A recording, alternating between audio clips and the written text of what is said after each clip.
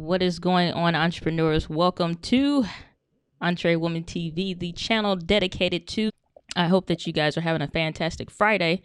And yeah, man, we're having a great day, great time. So, as you guys know,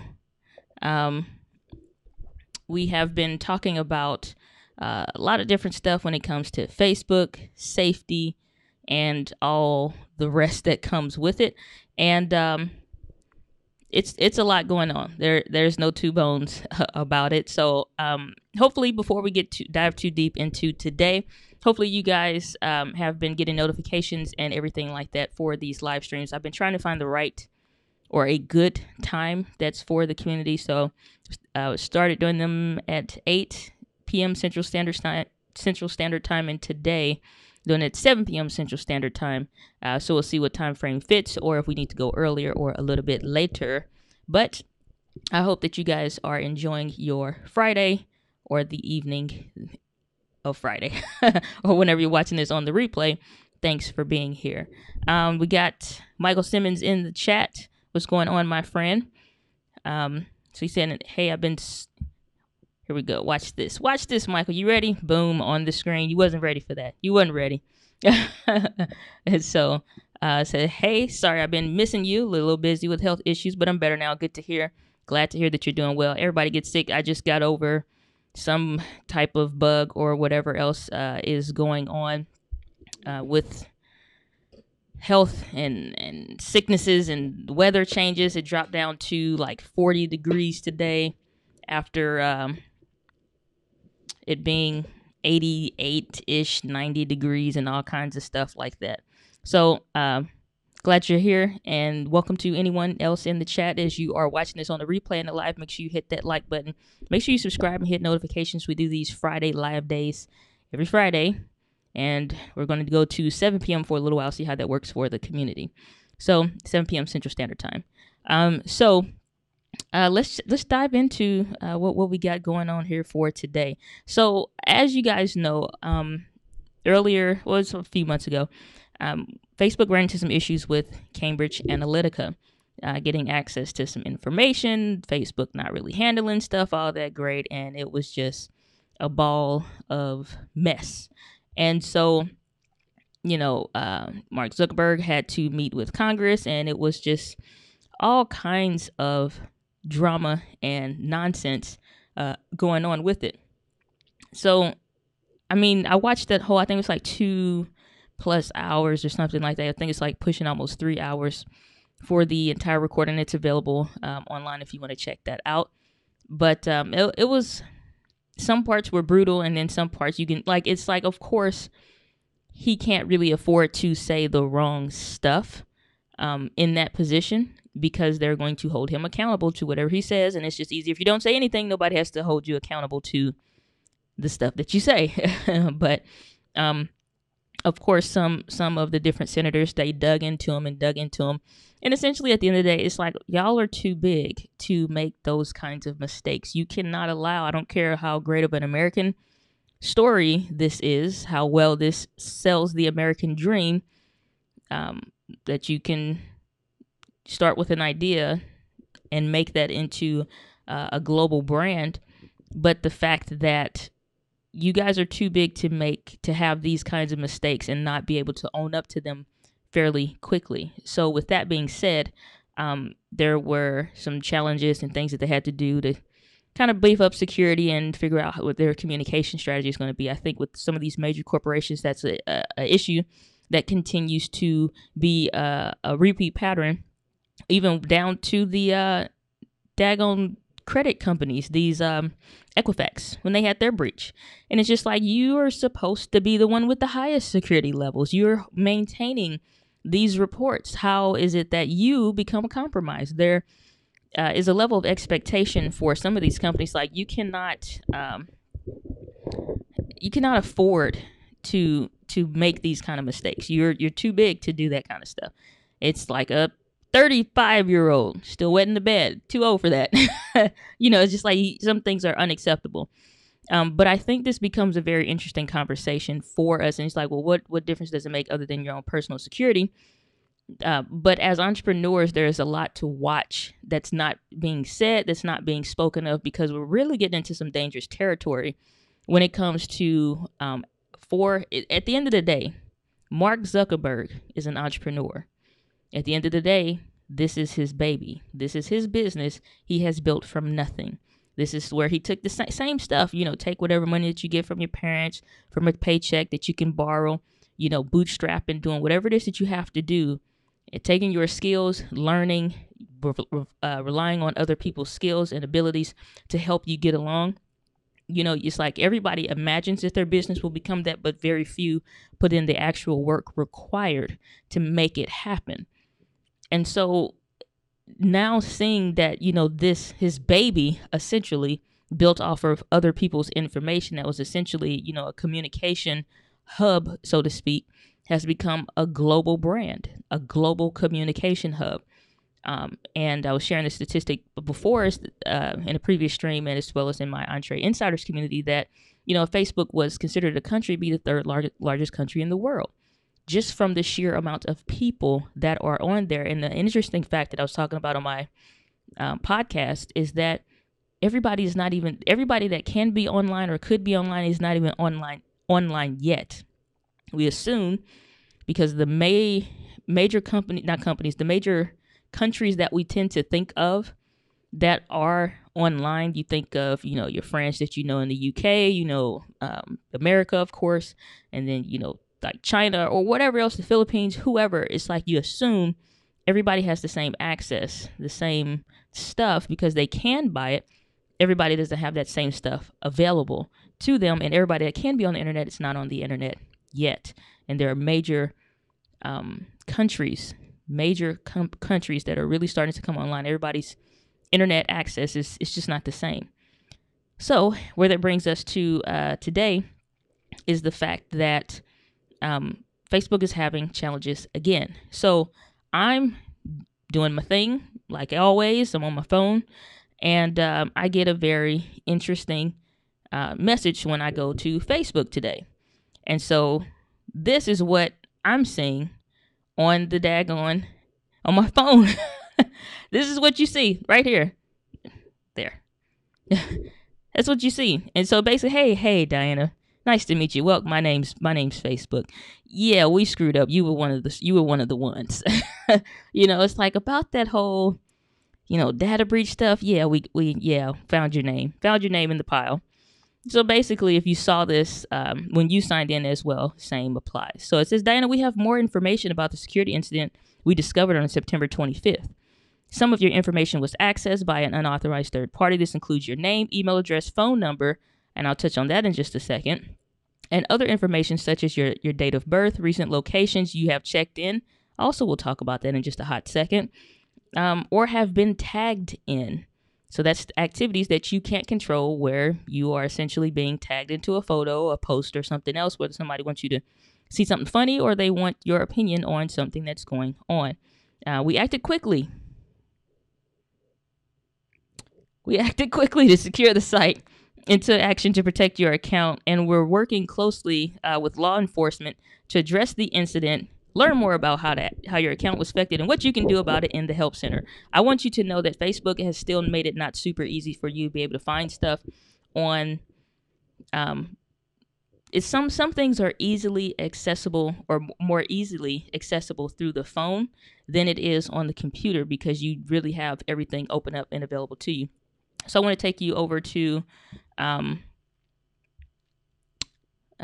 me see here. I want to take you over to the website, because if you just Google Facebook Newsroom, it's easier to find the updates on this stuff than it is for, like going through the app and the links and all that stuff. Because I went back to see if it was available on desktop, if that same messaging or something like that was there available, and it wasn't.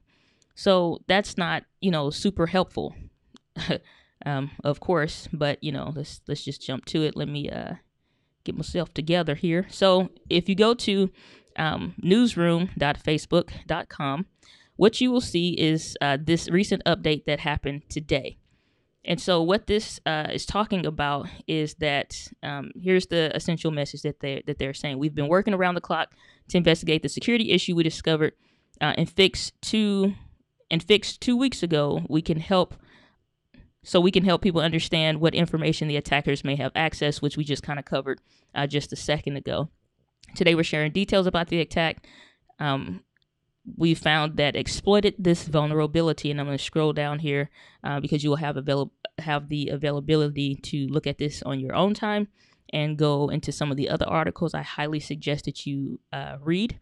And then here's the good part down here. It says, here's how we found the attack that exploited this vulnerability. We saw an unusual spike of activity that began on September 14th, 2018, so maybe 2 weeks-ish prior to the actual attack. And we started an investigation on September 25th. We determined that this act was actually an attack and identified the vulnerability. Within 2 days, we closed the vulnerability. So it's not that they don't have the power to attack this stuff, but they're not seeing their own gaps. That is the problem. When you don't see the loopholes in the stuff that you've come up with, in the things that you should be looking at, that's a problem. And we can't have those kinds of problems when we are dealing with our personal information. And I said I was going to touch on, like your phone number and the stuff that you're tagged and the things that were actually affected. They don't talk about it in this particular post. But again, I'm going to touch on that in just a second. But let's continue going through this article. So it says, we now know that fewer people were impacted than originally thought. Of the 50 million people whose access tokens we believe were affected, about 30 million actually had their tokens stolen, and here's how it happened. First, the attackers already controlled a set of accounts which were connected to Facebook friends.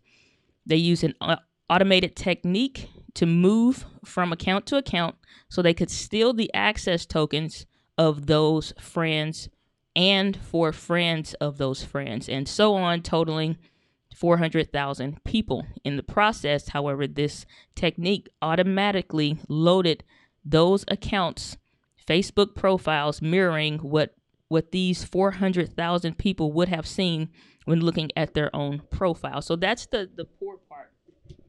That's the poor part about this whole shindig, is the fact that when you talk about your friends of your friends, it's like if I'm basing my security off of a friend, that I'm pretty sure they don't read nearly as many books as I do. As far as like Facebook friends, I'm pretty sure they don't go on digital fast as much as I do, or, what I'm saying? I'm pretty sure we have very different lifestyles and things that we're interested in and things that we do. So I'm pretty sure they're an easy target, as I'm sure which would be the same for you and your friends. We all have different focuses and things like this. So this is not super helpful. And then they go in to show like the same screenshot that I basically showed you guys that appeared on my phone, which was an update to the security incident. And you can download those images and all kinds of stuff like that. And I also encourage you to check out this other thing, which talks about this other article that talks about removing additional inauthentic activity from Facebook. So a lot of stuff. It's frustrating, super frustrating, especially when it's your personal information. So when we go back to that specific image that I showed you guys about my, it's right here in the U.S. We're looking at election time. And so you're going to see a lot of activities. Now, you would see jokes and stuff like that floating around. Like if you get a friend request from me or somebody that basically somebody that's already your friend, family member, actual friend or online friend or whatever, and you're starting to see those friend requests reappear, and you're like, "Dag, I thought we already were friends," which was the initial impression in being preyed upon. People being preyed upon based off of your activities, your social activities, and how, based off of your age group, what you think. For example, I'm constantly having to educate people in my church, educate people at an older age range than myself on the activities, and your behaviors are predictable. And the fact that it is predictable is very important, because when you have a a pattern where you're not as acclimated or as familiar with how you're doing stuff online, so they prey upon that. The fact that you're not sure that, oh, I thought me and my daughter were friends. Okay, let me accept. And then they go into your DMs. It's like, hey, such and such, how are you? And it's a much more different tone than I got done like this one time, and it was with an aunt. It's like, hey, Diana, how are you? And I'm like, well, my aunt doesn't, one, address me that way. And then two, it's like, it's already feeling awkward and it's feeling weird.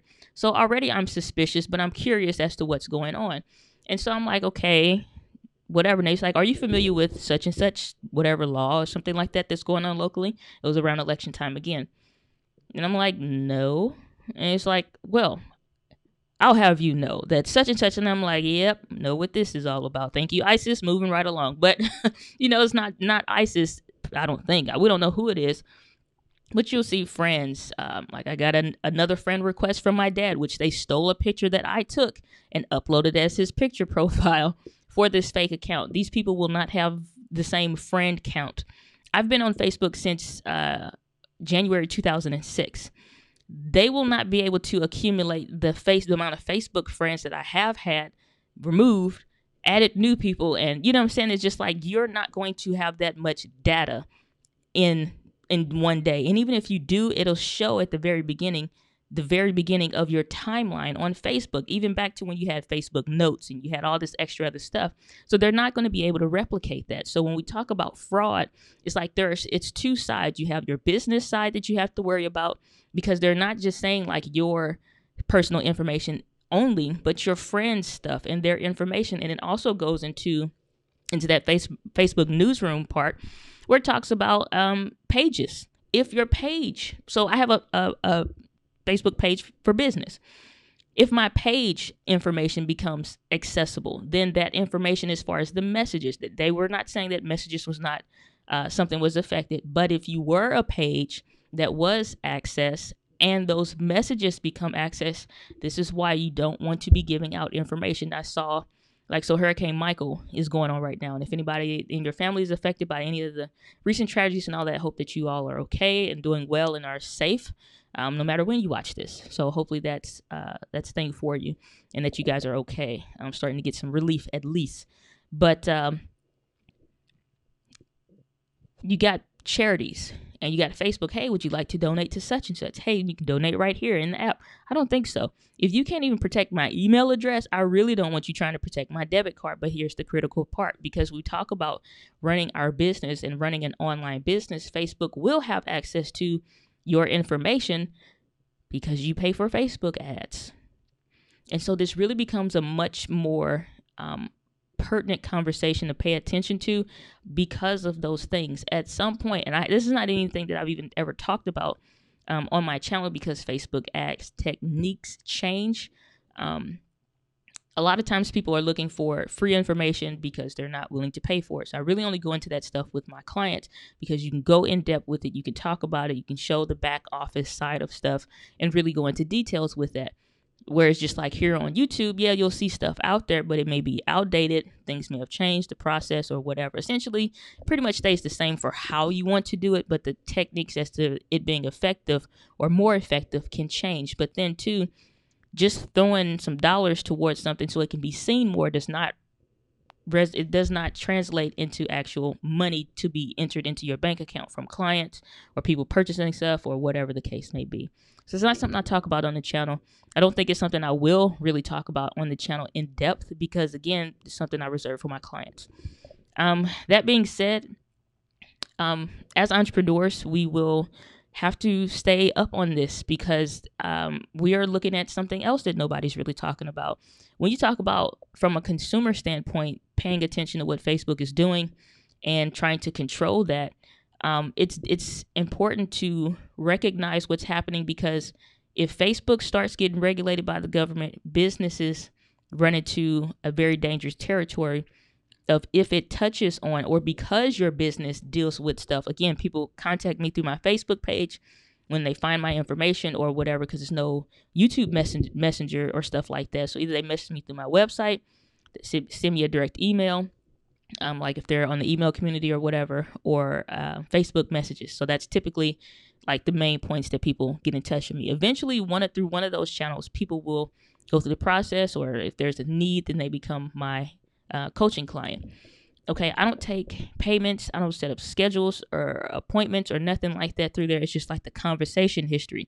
But because a part of my business deals with using social media as the medium of the way that I'm communicating with potential clients and customers, it's important, because if they decide that they want to regulate Facebook, we may run into another GDPR type conversation where we're having to change our practices when governments in other countries begin to change the way that they do stuff. Facebook wasn't available in every country. I still don't think it is available in every single country. Every country has their right to regulate how they want and what stuff they want you to see or don't want you to see. It's interesting because that can affect the way that we change and do business and the methods that we use and stuff like that. And so even like recently participating in a Facebook summit to learn more about the current strategies for Facebook ads and stuff like that. Those, again, it could very well change in, 20 days. It could very well change in 20 days with all of this stuff, because it may regulate what we have access to. And that's one of the beauties why Facebook ads is so amazing, is because I can narrow down and say, I want a woman that's 33, has 2 children, makes $40,000 a year or $50,000 a year, lives in this particular type of zip code within a certain mile radius to this zip code, and I want to show my Facebook ad to that person. You don't get that kind of information without people willingly giving that stuff on Facebook, but two, to what point to their detriment. And that will affect how we're able to do Facebook ads and be able to reach out to more people on the platform that is really best built for that, when they can't control their safety measures. It's not that they can't do it. They're not, you catch it 2 weeks later and it's already catching millions of people, within a couple days. That's not good. There's no way to say that it's not good. And so it's just trying to find that happy medium between getting a grasp and a hold on what they're doing so that it is not hurting people and it's not hurting us in business, but then also at the same point where we can continue to do business in a way that is fruitful for our business, but safe for us on the consumer side and safe for the people on the platform as well. So I wanted to make sure I took time out to share all of that stuff. And before I go into the next topic and jump into some of this conversation here. So got Michael in the chat going ham, says this is serious business. It really needs to be addressed. I agree. Says viral infiltration. And then saying it's becoming world regulation instead of country. And you know what it's like? It's one thing about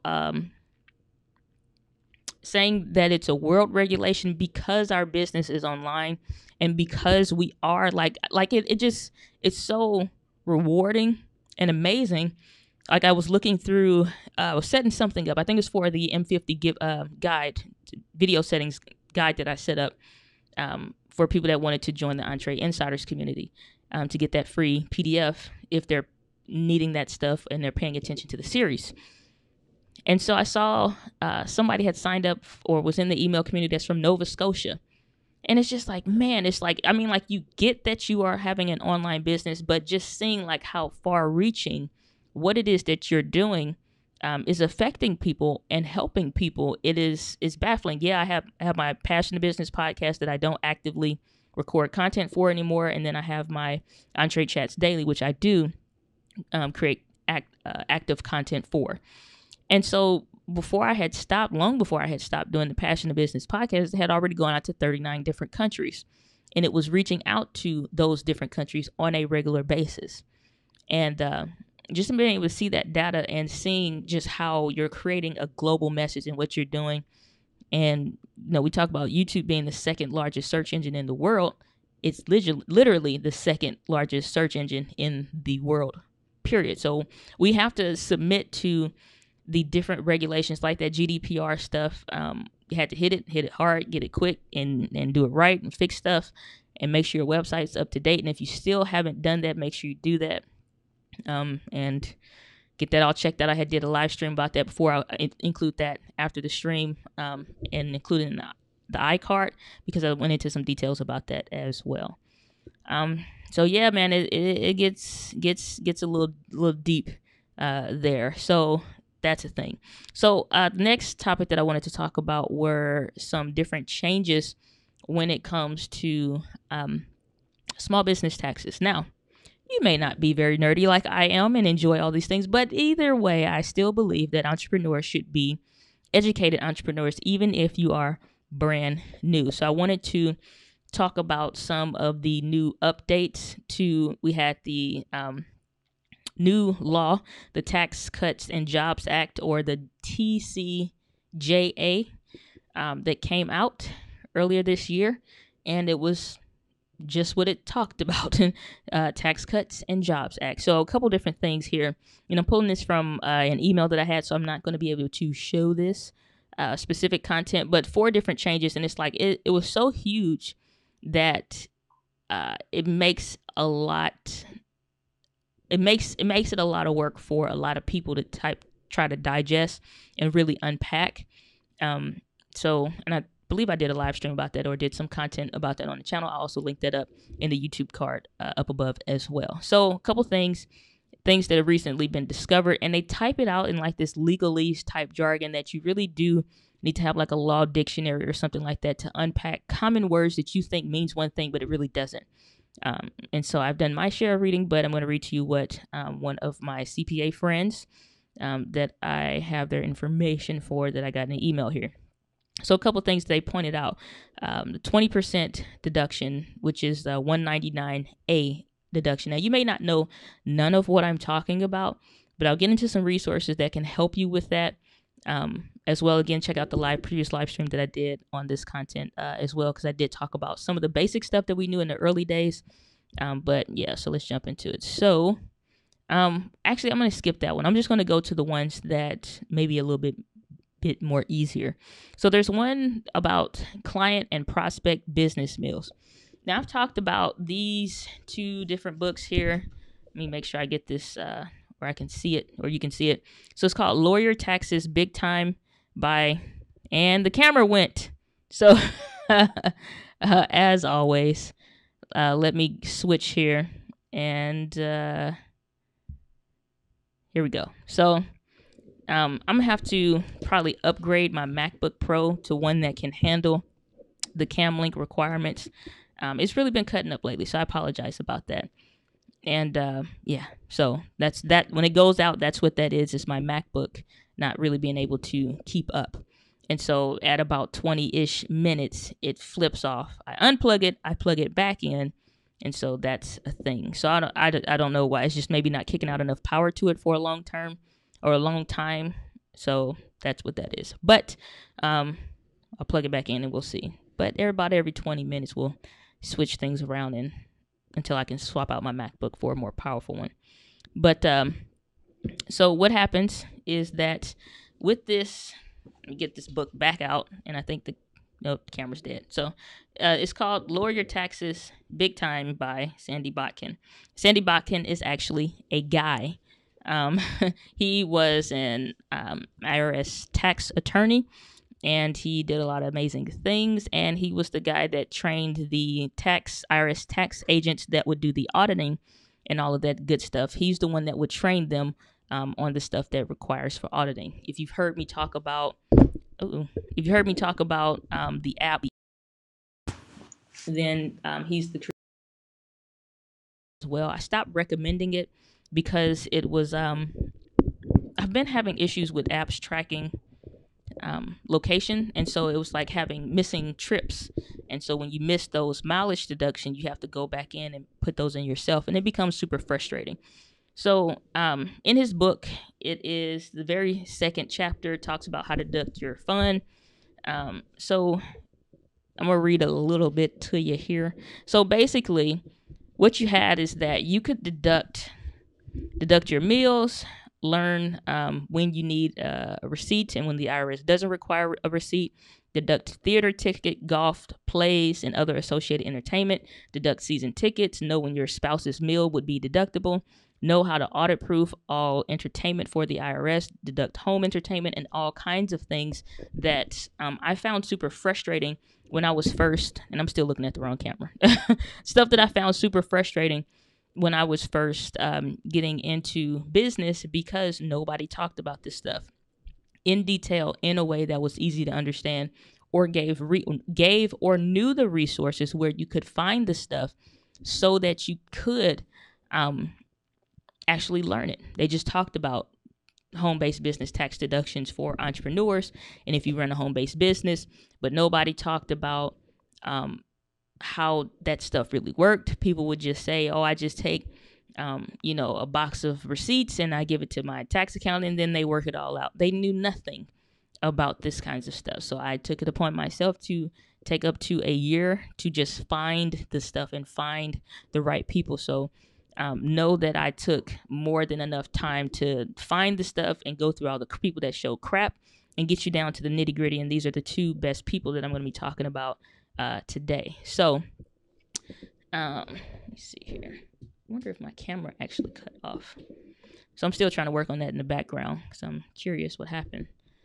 I don't know. Things happen, technology, people. But so what happened is that you could deduct your fund. Stuff that I was talking about here. The book goes into detail about that. And this was the 2017 edition of the book. So again, it's called Lawyer Taxes Big Time. I'll put links in the description down below where you can actually get all of those details and stuff like that. So I think the camera's back. And all right, so now I can show you the book cover a little bit better. So it's called Lawyer Taxes Big Time by Sandy Botkin. Again, this was the 2017 edition. And so every year, whether I'm getting the digital copy or I'm getting the hardback copy, you want to make sure that you have this because these two people also, the reason why I really, really like them is because they talk about this tax stuff in a way that's easy to understand when you're starting from a place of knowing nothing about none of this stuff. And it's okay to be a new entrepreneur, but I believe it's also a great thing to be an educated new entrepreneur. The other person, and then I'll go into what those changes have been because they are talking about how you can deduct stuff. So anytime you've heard or even seen or you look and you see why golf is such a boring sport, why do people enjoy it? Why are people involved in this? And why are people, going golfing and it's boring? Because the best business deals are typically made on the golf course because it was tax deductible. They could deduct that fund. It can be considered a meeting. You're taking your client out. You're showing them a good time. You're paying for their expenses. You're paying for their meals. And this is the other book. It's called, and the light's reflecting off it because these are shiny covers, called Home-Based Business Tax Savings Made Easy. So this is actually a 2013. Oh, that's what it is. The battery.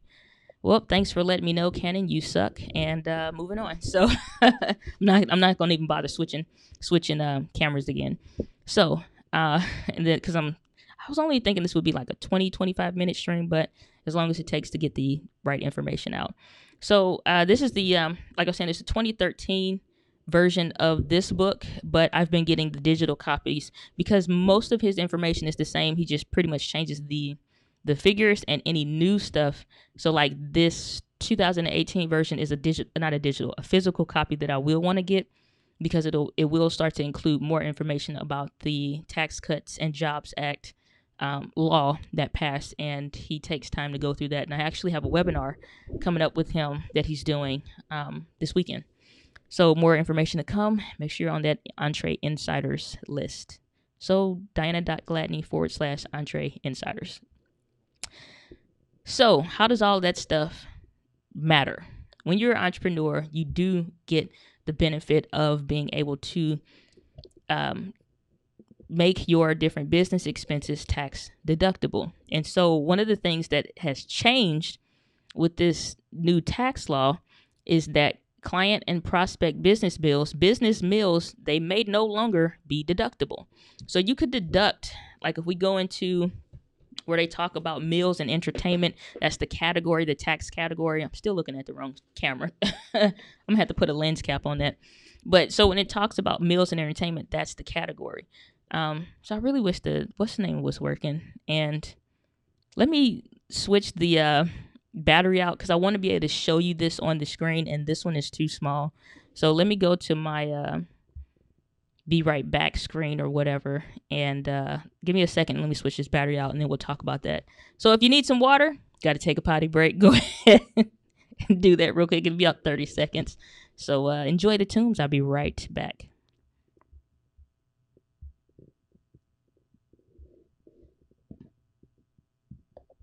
That's not the right thing.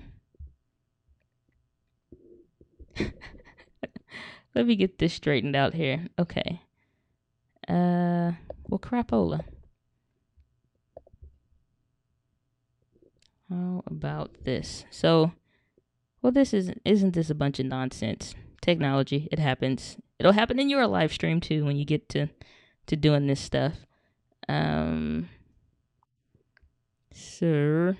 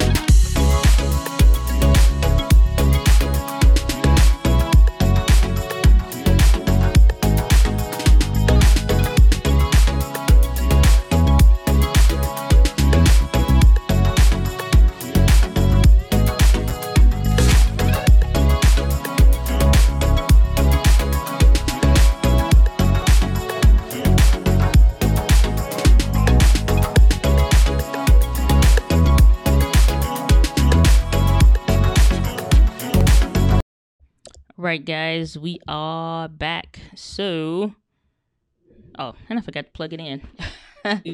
You have the ability to do so I'm gonna show you this book. It's kind of big, but if you can see it, this is difficult. So let me know if you can see that. Okay, hopefully you can. But it talks about all that different stuff in here. So this is where I'm going to be reading from. It talks about the 50% rule. 50% rule when it comes to your meals and entertainment, and that stuff is tax deductible. So it was very easy to be able to deduct this stuff. And you're going to meet with way more clients than you will, prospects than you will actually maybe close the deals and stuff like that. So real quick though, I do want to thank you guys for being here. If you're watching this on the replay, sorry about all the technical difficulties. If you're here live, sorry about the technical difficulties. Michael saying, I'm still here. I appreciate you, Michael. You are the man. So it was a 4-step requirement, basically, a 4 requirement test that the IRS would have. It needs to be a clear business setting, associated entertainment, and basically, when they say it's the right to business setting, they're saying generally this means that an environment relatively free from distractions that would interfere with the business discussions. Restaurants, your own home, hotel meeting rooms, and hotel dining rooms, for example, are considered to be conducive to business discussion without significant distractions. So that opens up a very big door when it comes to being able to deduct your meals. Because if you invite somebody to your home, or if you invite somebody to go out to this golf course with you, if you invite somebody to do any of the stuff that you like to do, that stuff becomes tax deductible. And I don't know if you've ever played golf before, or if you've ever done any of those activities, golf is not cheap. A membership is not cheap generally. They're okay. They're relatively cheap, but the better the ones, the better the people. And it's really about connections. That's really what about going to those golf courses are. It's connections. And they are relatively free from distractions. Golf is a quiet game and all that good stuff. Well, they made changes in this recent Jobs Act law. So they're saying that basically right now it's still unclear if this was the legislative intent, meaning that there's hope for some meal deductions. So you do want to still continue to track your meal deduction. So if you meet with somebody, a potential client, you have to go with the intent. Everything that you do in your business, this is pretty much always a requirement when you are getting ready to do some kind of business. You need to be going to this place with the intent, the original intent to do business. You cannot go to your mama's house. You cannot go to your sister's house because you want to talk to them about your grand idea or something like that, or it comes up later in the conversation. The original appointment has to be made with the intent to discuss business. Just because maybe, let's say I'm trying to bring my sister in as a business partner to potentially do some work for me. And, it's like we wind up splitting the business some kind of way or something like that. Even though this is my sister and maybe I go to her house on a regular basis already, you are now starting to hit some of these different tax deductions when it comes to mileage, whether that's the trip there and coming back. And you're maybe going to get some food. Maybe that's your Popeyes receipt. So all of that different stuff, where you're preparing a meal or whatever the case is, especially something at your home. They're coming to you. You bought food with the intent. Granted, you can still eat this stuff the rest of the week, but you bought this stuff with the intent for the sole purpose of this business meeting in your home, or you're going to their house or whatever. Just because she is my sister, I can't go over there, hang out, play with the kids and this and that or whatever, and then 5 minutes discuss that, hey, I was thinking maybe we could talk about some business at some point and, maybe bring you into the business. Like, okay, great. All right, see you later. You didn't go over there with the intent to do business. You went over there with the intent to do something else, just hang out and to be family. You have to have, that's where it comes. Like, these two books are really awesome because it talks about the specific things that the IRS may say, what happens in the IRS audit and what they're looking for and are trained to look for and ask, especially in the Lawyer Taxes Big Time book by Sandy Bakken. And like, especially something with meals, it is an IRS requirement that for a meal that would be under $75 for business, you didn't need a receipt. But when you get audited, they want to see all of your receipts for all of these deductions that you're claiming, because if you don't have the receipt for it, you can't claim it. So that's something that you will eventually have to pay back. So if you went to this extreme golf course, you spent, $100 on a meal for the two of you, there are different requirements that go into the meal stuff. So now that they're saying with all of this different stuff going on, is that, your meals that were 50% deductible, or that were deductible, the employee meals, if you were paying for employees, those are now 50% deductible. Where it used to be 100% deductible. If you're taking somebody out, and like I think it was last year sometime, I think it was met with a client, potential client prospect, I think it was 2017.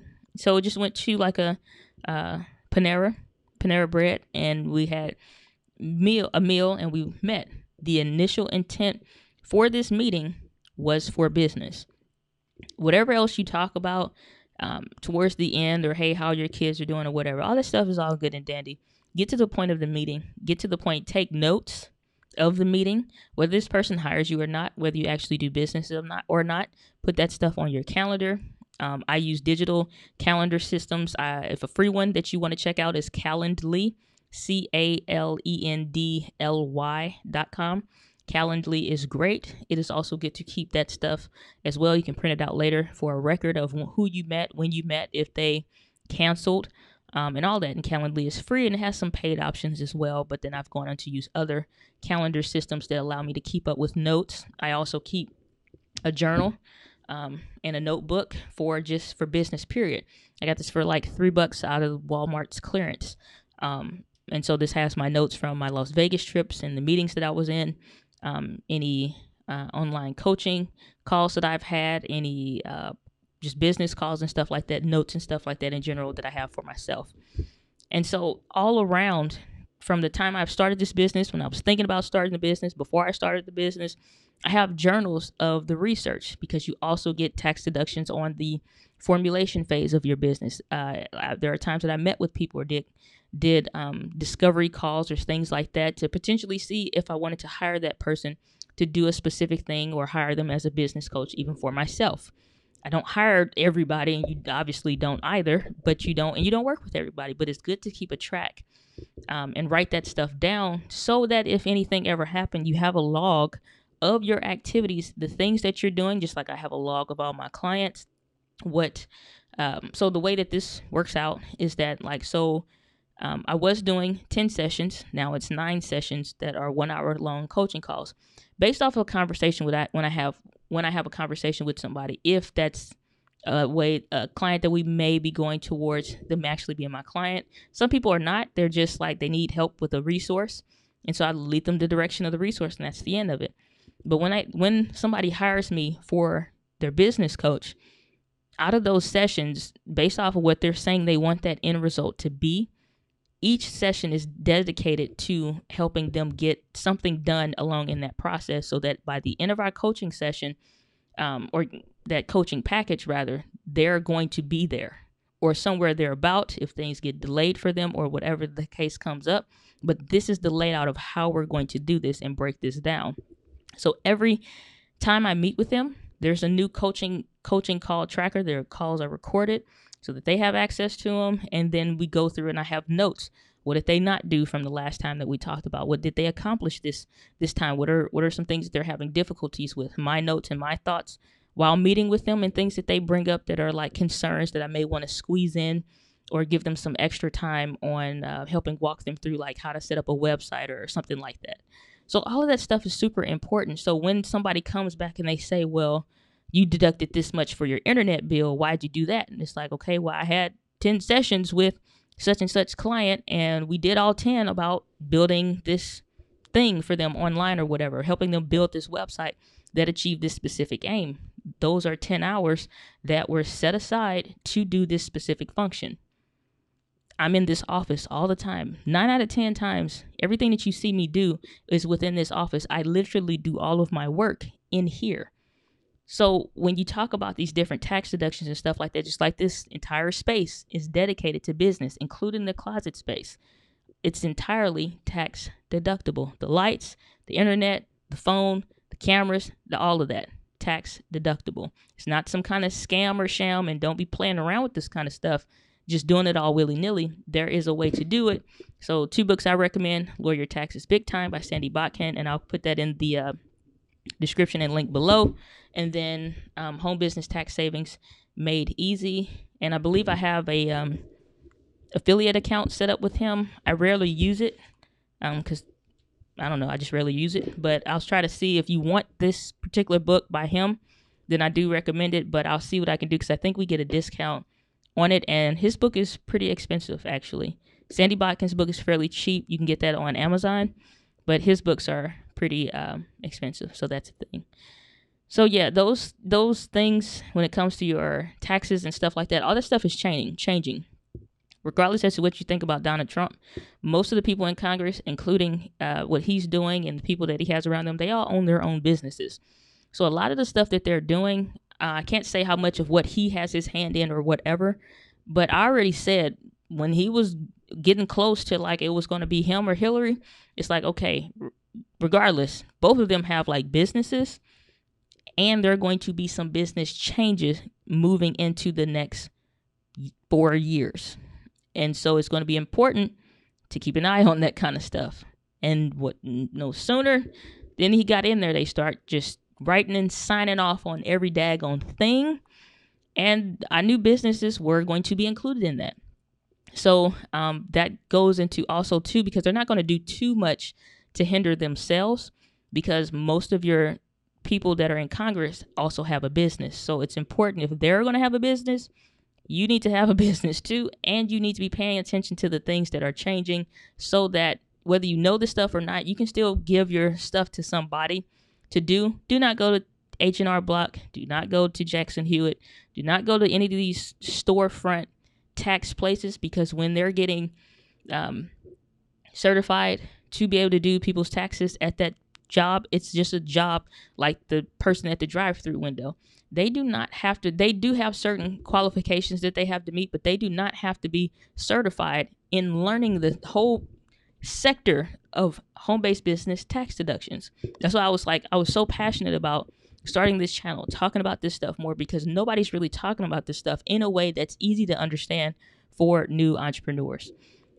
So like this next, well, we're right at 81 days as of today, but this 90-day block that we're in up until the new year and into the first 90 days of the 2019 of the first quarter of the year, this is that tax time to really be focusing in, getting your stuff together, collecting your receipts and all kinds of stuff.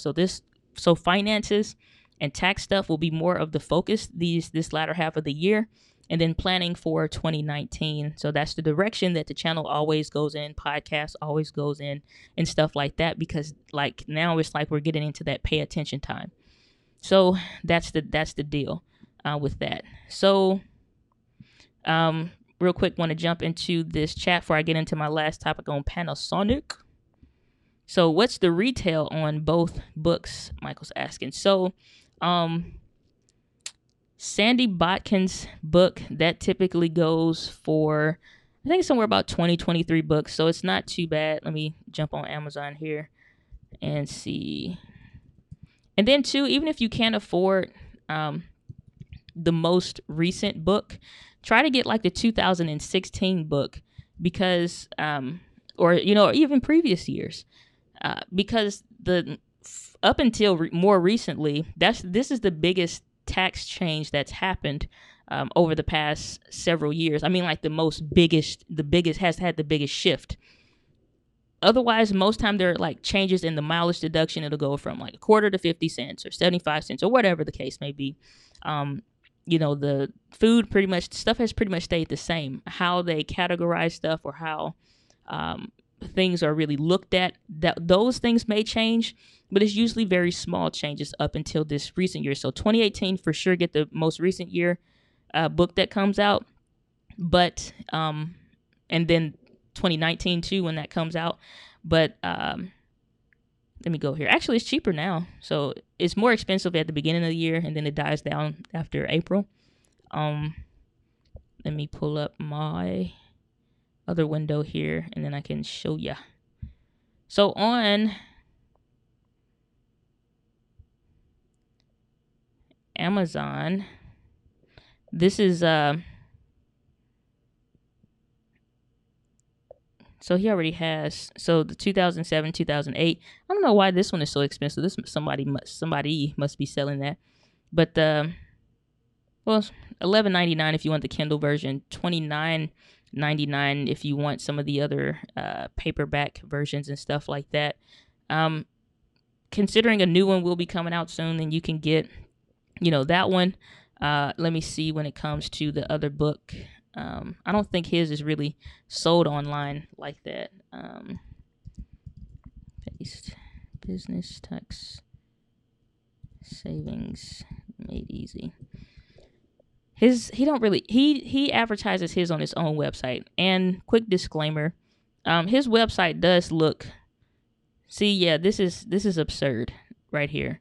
So on Amazon, somebody's selling this for $4.97. They don't go that high.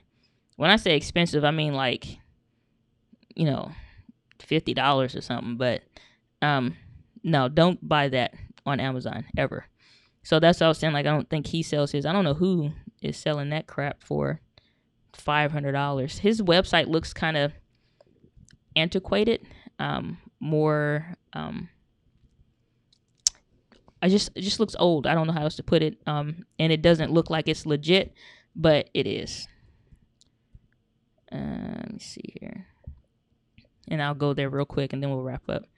But I'm trying to think what his book costs. Usually around the now up until maybe April of 2019, his website will house his books, and they may be on sale, like if you're part of his email community or something like that. So let's jump over there real quick. So like this is his website, and this is what I was saying, it looks kind of antiquated. It's just like, it looks a little old. It has like the flag everywhere and all of this stuff. And it's been like this for years. I think since as long as I've been aware of him and been learning from him since like, I think that's since like 2012, since I've been studying through his information. The guy's legit. The website just doesn't look it, but he knows what he's talking about. So, but yeah, his more recent book, I don't know. His I don't know. I don't know what to say, but $62. So, not that bad. So you get the $2 there for $62. So yeah, that's the thing. I'll see if I can find some affiliate links and see if we get any discounts on that. So if you want that book, just shoot me a message or something like that, and I'll try to get it in the description down below, and all of that stuff. But otherwise, that's pretty much it when it comes to that stuff. Lastly, if you're into the camera stuff, then I'm glad, because so am I. So as you guys know, I've been battling with camera after camera, trying to find out which one is going to work for me, which one wasn't going to work for me, and all that jazz. And when it all boils down, I got to practice what I preach. And so I always talk about, you don't need this, you don't need that. Well, it doesn't help when I got like 28 different cameras around me too, and then trying to figure out what's going to work for me versus what's not. And going to that Las Vegas trip really showed me I don't need a lot. I really don't. And most people don't either.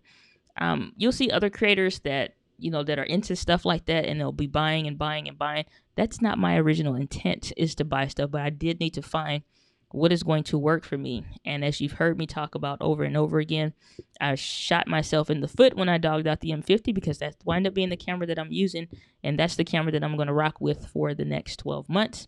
I'm not going to be buying any new cameras. All the rest are gone, including the G85.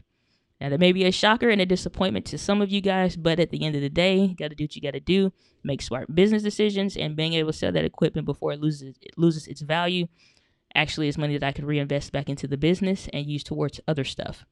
So with that being said, I don't have the G85 anymore. So it hurt, it hurt to let that camera go. I love it. I absolutely love it. And you may ask, why get rid of that when it's so much better when you can just use that instead of the M50? Because it all boils down to the basics. Can you get the basics right? And while it has every great thing about it, the thing that I'm always focused on is accuracy with speed and efficiency. And when it just boils down to it, doing these bigger shoot days, these longer shoot days, like tomorrow, like I'm talking about, doing all this stuff when it comes to finances, I'm gonna be like, that's what, like, this book ain't big for no reason. I'm on the point to where I'm having to get another book. I'm almost out of pages. And so that always happens. And so I have all these ideas, these lists of videos that need to get recorded tomorrow, because that's a scheduled shoot day. And then I have Sunday, it's going to be a scheduled editing day. And I'll be popping out videos like that. I can't wait to get this M50 done, this M50 series done. I'm getting a little tired of it. I don't know if it's just me or what, but I'm a little tired of it. So I'm ready to finish that. So if you see a whole lot get published in a short amount of time, I'm not trying to overload you with content. I just want it to be done. and I didn't get it done in a actual 30-day gap and able to do it every single day, since it was right before Vegas. So that wasn't really smart to release it then. But I'm just sick of it. I'm tired of it. I'm just tired of it. I'm ready to move on in my life. So I'll probably be stuffing a lot of those videos and cranking a lot of that stuff out really, really quick. Multiple videos in a day, just simply to have the playlist done and that source of videos there. so that you can access those as you need to, and then being able to move on and get back to my regularly scheduled program to talk about other business stuff and focus on what the channel is really about. I'm not a tech channel, and that's what it boils down to. So camera stuff is awesome. It's fun. I look forward to continue to talk about it, but in a respective pattern to stuff. I think that if you think that you're going to be in business and not do video, that's a sad mistake that'll push your business back 5 to 10 years starting from day one. And so I talked about that in my podcast on Entree Chats Daily, because I don't care if you have a brick and mortar business, if you're doing hair, you have a restaurant or a food truck, or if you are, online content creator, you're doing something, you're turning your knowledge into income, you're turning your ideas, your skills, if you can draw or make t-shirts or whatever, you're turning that, your ideas and your passions into a business, then you can't survive without video. It's going to become the most important medium and form of communication. So we will continue to talk about stuff that will help you to bring your business online, share it in a way that really makes sense and all of that jazz. But I can't keep getting distracted with all the different stuff. And then, quite frankly, my favorite, absolute number one, without a shadow of a doubt, has every single thing that I want camera does not exist yet. The M50 gets me to where I need to be now and will get me through 2019. Come 2020, January 2020, we'll see. Because this batch of cameras and stuff that came out recently, I'm not impressed, because it's nothing that suits wholeheartedly the online content creator. It's Canon's talking about releasing 2 other APS-C cameras, so we'll see. But the lack of a flip-out screen is so monumental. Flip-out screen and good autofocus. Everything else goes lower on the totem pole when you don't have that. And it started getting to the point where I'm fighting with the G85 on some of the autofocus settings, or in certain situations, if something is moving around in the background. I have, let me see. So behind that bookshelf back there is a Edison light bulb, and sometimes I'll let it drape out in some of the videos and stuff like that. But eventually I want to get a dimmer, a light dimmer, so I can have it low and include it in the videos to have it, nice, aesthetically pleasing and all that. But right now it's too bright, so I just kind of use it like I do this other light behind the bookshelf. But if that is slightly moving, like I did one video, and it was just barely moving or whatever, that G85 was pulsing so bad it looked like it was having a seizure. And I'm just like, just stop. Nobody ever said anything. Nobody noticed it or nothing, but it bothers me. And then what doesn't get seen when you're creating videos online is how many times you have to restart and redo the videos, and you have to completely delete those recordings and start again to get to the point to where you have content that is usable so that you can edit it to publish the video. So when people publish videos online, they may not necessarily be showing you all of the stuff when it comes to, I try to be as transparent as possible when it comes to that, because I want you to see. And one day I probably will do like super long live stream to just kind of bring you into the process. It's called in real life streaming, which is just like, it'll be maybe an hour or two, where it's just like having that live stream going. I probably use my web camera on that, so it's not constantly going out like this cam link is on my older MacBook Pro. But just so you can see what that process is like and how many times I actually mess up, or if I get a brain fart and it's just like, what was I even talking about? It's just like, or I get thirsty and it's just like crap, or I sneeze, or it's just like, dang, now I got to do that over again. That's a very long and tedious process, even when you're good at it. I feel like I'm relatively good at creating content, and I'm relatively good at editing content, but it still is a process because you will make mistakes. And so you'll say, in today's video, we're going to be talking about this. And so when you finally get it right, it's so many times you just constantly doing it over and over and over and over again to get to the point to where you have usable footage. So I probably will do like an in real life live stream one Saturday where I show you what like a long shoot day looks like and how I arrange those. So let me know down in the comments if you're still on the replay or you're watching it live and hanging out. then let me know down in the comments if you'll be interested in that. And then I'll do like an in real life streaming, and I will talk to you. It won't be like just watching from afar, but that you can actually see what that process really looks like, from the notes and the scheduling out the time blocks, scheduling time for breaks, hydrating the days, at least 2 days before, making sure you're very, very hydrated. I don't always do that. And so you're just constantly stopping, or just like I deal with endometriosis, as I've talked about several times. And I fatigue very easily. I get very easily fatigued. And so I have to stop midday, nap for a couple hours, and really rest, take some medicine and stuff, and then refuel. And then about 7, 8 o'clock, then I'm starting back up again. So the in real life stream won't be that long, like that whole day, but it'll be like at least a good hour and a half of what that process actually looks like. And you'll be able to ask questions and stuff like that. So that's an idea. Let me know what you think about that. So Michael's saying, I am interested in that. Well, Michael, that's one vote. I'm going to do a poll, and I'm going to put that up here. And it's going to be a simple yes or no if you'd be interested in the in real life stream. So make sure you vote on that, whether you're watching it live or on the replay. So as I talked about, making sure you're very hydrated. Coffee does not help, but I continue to drink it anyway. But so I'm feeling my throat get a little dry here. But yeah, so unfortunately I left Panasonic for the moment. And I'm going to wait, because it's not going to be any new cameras, since they all just released new cameras, like almost every brand this year. So it may be 2 years in 2020. I'm going to go all of 2019 and just use the M50 for now. And we'll see, because I want a camera that has a flip out screen. None of these new cameras have a flip out screen except for the Canon EOS R. And that's not much more of an upgrade than the M50. It's really not. And I'm not spending $2,300 or $2,400 plus the adapters, plus on getting more full frames lenses and all kinds of stuff like that to adjust for the 4K crop. No, I'm not doing that. I got an adapter. I don't have it on me right now. I guess I could. Well, screw it. I have an adapter for the full frame lens to the mirrorless lens for the M50. This dang on thing, I swear. But throw everything across the room. But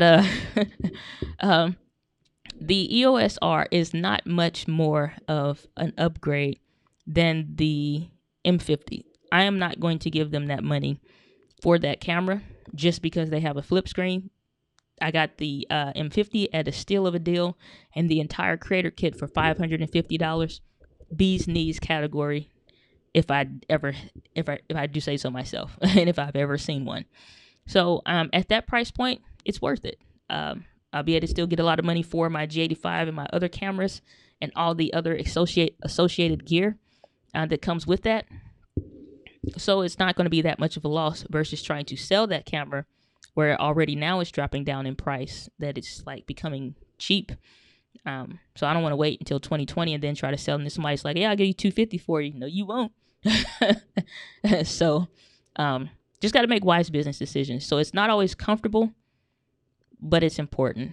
And so I don't want to get distracted, getting caught up in all the camera stuff all the time, and all that. But I do want a camera that I can use for both. The M50 just fits that bill, and it's so crazy because I just bragged on this camera.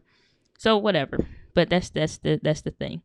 So Michael's still saying I still love the G85. I will too. It'll always have a very special place in my heart. But it's just not going to it's not going to fit the bill for long-term use. And using, if I was behind the camera 95% of the time, then that'd be something. But I'm in front of the camera all the time. In front of the camera like I am now all the time. I'm rarely behind the camera.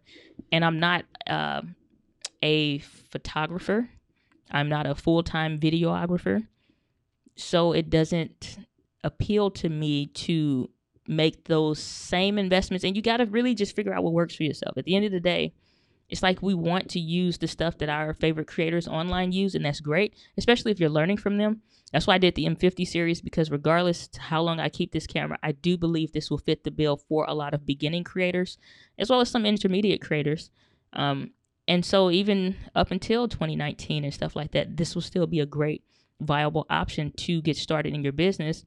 And I need to also think and consider for beginner organizations, what's a good starter camera for them as well. And so I know that that will become a popular option, because even though my laptop is having challenges keeping up with it, and I looked into an updated version. So yeah, it's still not on. So I don't know what's going on with it. So I'm just going to leave it unplugged. But I was looking into, for new corporations, not new or small corporations, what would be a good camera for them as well. The M50 also fits the bill, because if you ever watch any commercials or anything, they suck. The people that are like the real owner of the dealership, and they're always trying to say, "Hey, John, did you see that new sale on a brand new 2018 Toyota?" They're so goofy. That stuff sucks. Nobody wants to see that. You need to be able to be yourself on camera and to do a good job. So they are dropping the ball when it comes to online content creation, and they're not seeing how much white space there really is and that's available to them in their business, in their niche, and in their field. So you'll see more real estate agents, you'll see more car salesmen, you'll see more small business that are in your local area starting to change the pace, because when they start to get in alignment with the primary way that we're consuming content, and they start to recognize that YouTubers are entrepreneurs, most of us are entrepreneurs in one way or another, you need to be following suit with where things are going, because the 1970 versions of commercials and stuff like that are no longer a good option, and they just don't work. And the Gen Z, Gen X, millennials, we're not attracted to what you're doing. If you got a good price, then okay, great. But what you're wasting money essentially on the ads and stuff like that when you don't do a good job and just basic, decent, good quality content. So that's where I'm gonna leave it for today. For today's Friday live day. So I hope that you guys enjoyed today's content. If you love what you see, what you heard, what you learned with a T, make sure you consider subscribing to the channel. But as always, my friends, live with passion. I'll see you guys on the next video.